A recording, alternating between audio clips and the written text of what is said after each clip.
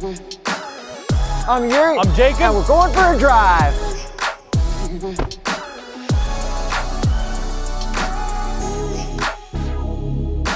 2022 Lexus LX600. VIP or ultra luxury in the United States. Yuri, floor it for me.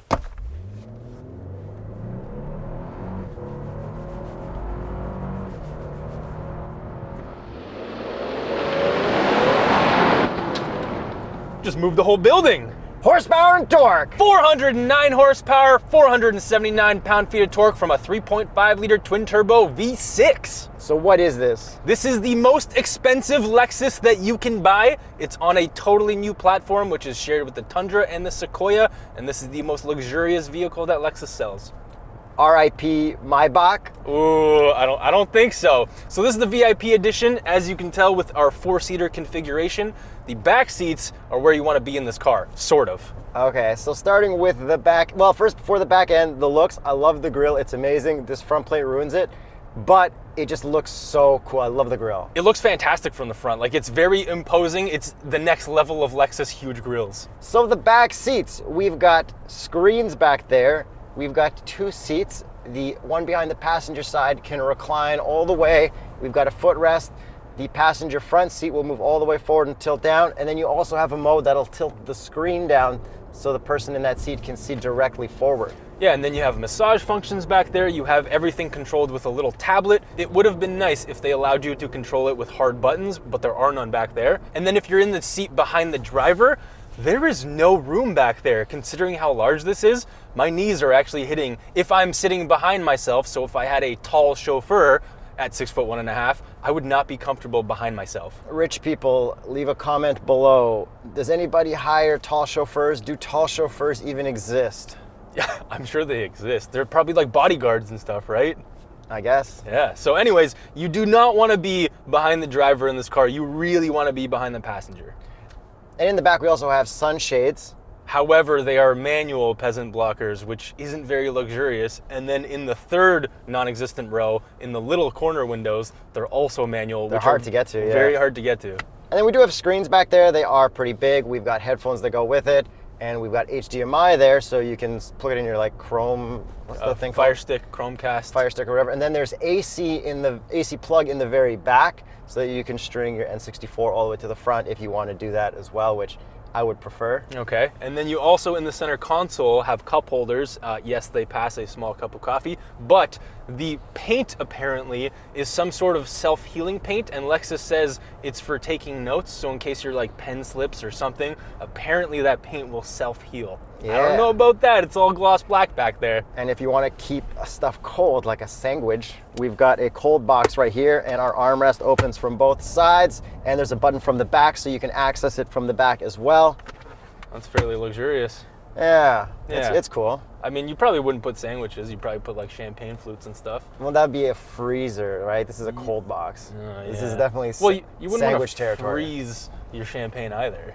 Yeah, I don't know, man. Rich people, let us know in the comments below. Sandwiches. Maybe you put your Subway sandwich there. Maybe. And curiously, there are massages back there, like we said, but there are no massages up front, which is a little weird. And this is wired or wireless Apple CarPlay, but there are no wireless charging pads up front. The only wireless charging pad is at the back. Maybe because the person who's being chauffeured is the one who's controlling the CarPlay? But that seems like weird to me. Yeah.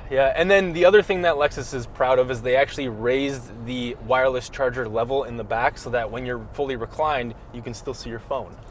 Yeah. I mean, how would you rate the back seat experience of this? Kind of like a little too small, a little like poorly planned, like almost the Kia, was the Kia? Minivan? That Kia minivan Sedona. No, that was what it was before. They changed the name.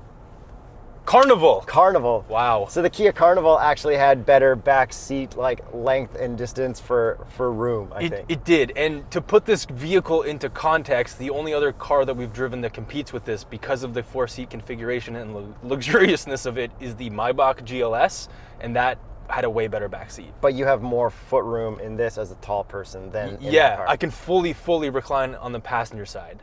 And then just for fun, let's open the trunk to see how much room there is. Wow, so much room. Except not that much because of the 4-seat configuration. No, it's still a good amount of room there. But you can't fold these seats down because you have that like... You don't need to fold the seats down. They're like, a car with these kind of seats isn't meant to be folded down. No, I know. I'm just saying. It's a good amount of room for carrying 4 people who are rich. Yes, and they're gold bars. So enough with the inside for now. Outside, back to the looks, we do have adjustable suspension, and it drops so fast, it feels like I'm in a friggin' lowrider or something.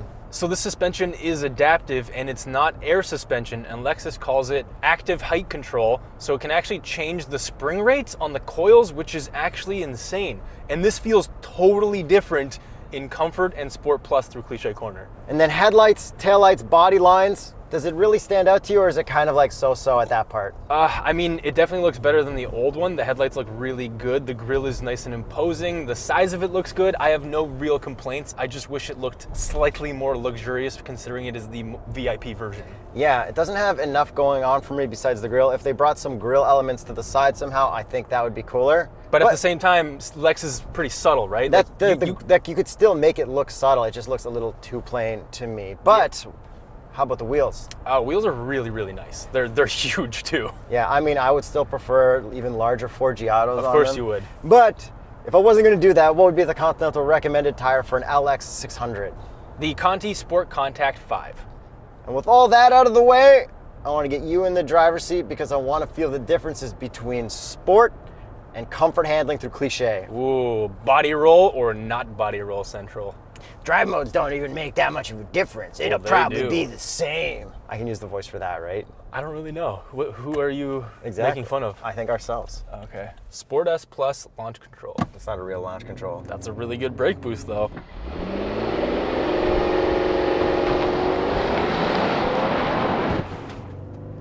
That's better. Yeah.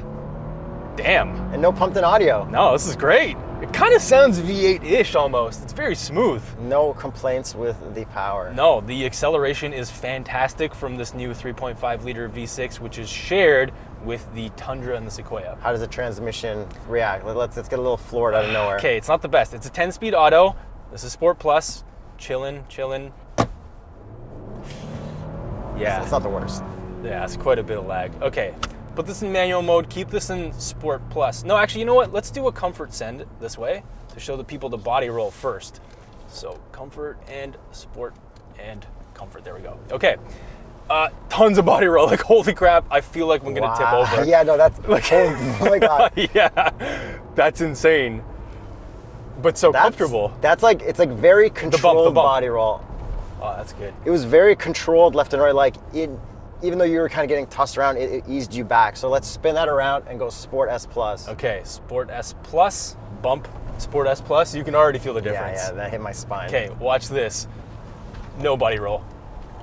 Like, very impressive. Yeah, that changes a lot. Like, look at that. It's like nothing this way. I mean, there's enough still because this thing is gigantic. It's huge.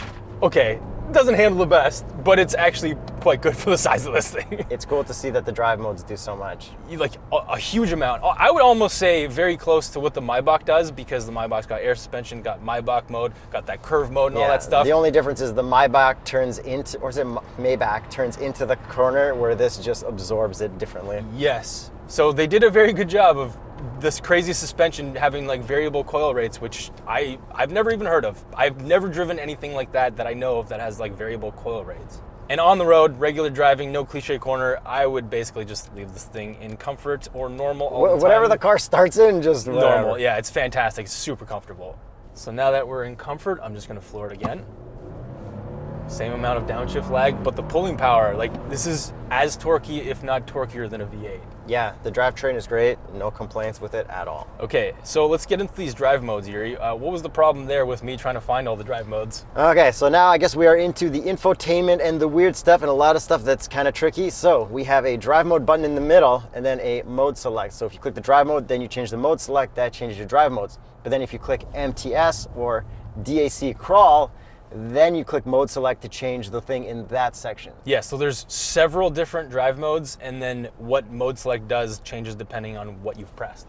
Yeah, which makes sense. Just takes a little bit to get used to. Exactly. And then you have this other screen above that, below your main screen. Yeah, so that's got your little bit of off-roady stuff. It's got some G-forces, which I don't think you really need in this. Yeah, it's got a G-meter. It's got your climate. There are hard buttons for it, but some of the stuff like the fan speed, you have to control through that. And then we got a cool thing called Climate Concierge, and like when you do auto climate to that, it'll automatically turn on the heated steering wheel and seats according to that. But I have found it blows the air a little bit too hard. Ooh. And like for me, the thing that I hate the most is a loud fan when I'm in a car. So I have to go through the infotainment to touch that. It is nice that we can see the height adjustment in this bottom screen. So you click these hard buttons, which is good to control with, and then it shows perfectly right there and it responds so quickly. Yeah, and you can get this thing pretty high. And then you also have your 4 low and 4 high with your push button over here. Yeah, it takes a second to get used to. So now onto this infotainment is the newer style Lexus infotainment that we saw in some other Lexuses that we drove and similar to the Tundra, but this one's nicer than the Tundra because it's farther away. And it's also widescreen and not as big. Yeah, the Tundra one was just in a bad position. And then this one we still have the hard climates, which is cool. We do have a volume knob. We don't have a tuning knob. To get to your Sirius XM, once you click the button to get to there, it's tricky to find the stations. You don't have a tuning knob to rip through like we do in that IS500F Sport that we have this week, which is totally amazing. That's the F-Sport Performance, Yuri. That's the perfect Lexus infotainment, the touch button older style.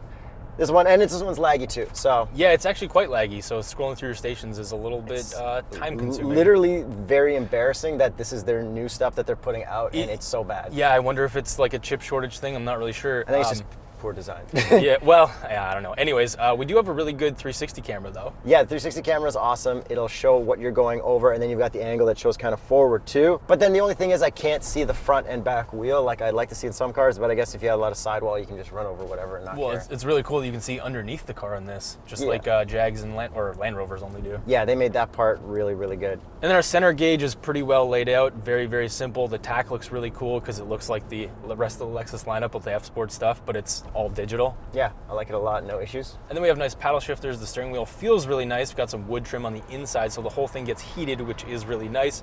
And then the steering wheel buttons all control very well. And then we have adaptive cruise control and lane assist as well. Yeah, the lane centering is very nice in this, but it's one of those where it's like you come to a stop. It's like, push the gas to keep going forward. Not very luxurious.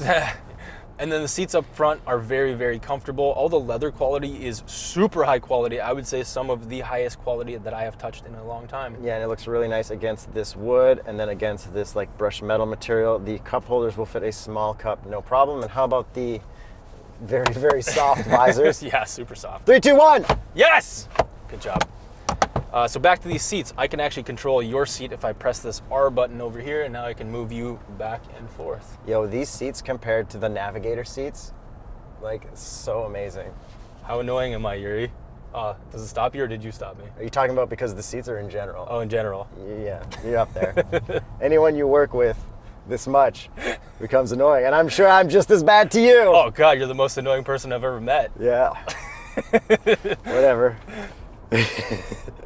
And then another material thing, the Mark Levinson speaker covers on the door panel look like snakeskin, but you can only see it in certain lighting, but I really like the pattern of that. Yeah, and then the sound system's really, really good as well. And because it's a Lexus, just like a Toyota, you have to subscribe to services here. Oh my God, if you click on the map on the infotainment, what does it say? Our navigation has been built from the ground up. Tap the below button to subscribe. Subscription is required to use the navigation of this car. You have to subscribe.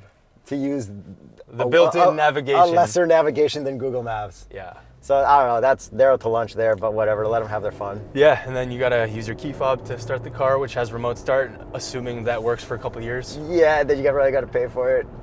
Yep. And a lot of stuff I don't like about this car, but there is a lot of like all right stuff, so there are reasons to get this. Yeah, I think it's really cool that this exists. It's cool that they brought it here. I'm sure this does really well in sales in like Dubai and countries like that. And if you're looking to buy one in the United States, tsb.truecar.com, or you can also look for different Lexus SUVs there too. Yes, and non-Lexus SUVs as well. Yeah.